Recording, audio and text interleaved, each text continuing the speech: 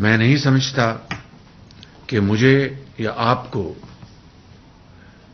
یہ فیصلہ کرنا چاہیے کہ ہم سپریم کورٹ کو ضامن بنائیں، اس کو ہم آربیٹریشن کا حق دیں. یہ ان کا کام نہیں ہے.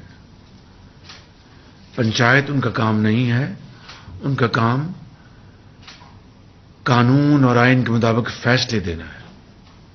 لہذا اس بارے میں کہ ایک دن الیکشن ہونے چاہیے اور کب ہونے چاہیے، اس بارے میں اتحادی پارٹیز کے اندر تو مکمل ایکا ہے اور اتفاق ہے کہ الیکشنز نومبر میں جو بھی اس کی ڈیٹ بنتی ہے 13 اگست کو پارلیمان کی مدت ختم ہوتی ہے، اور اس کے بعد اگر 90 دن شامل کیے جائیں تو وہ نومبر اکتوبر میں وہ تاریخ بنتی ہے.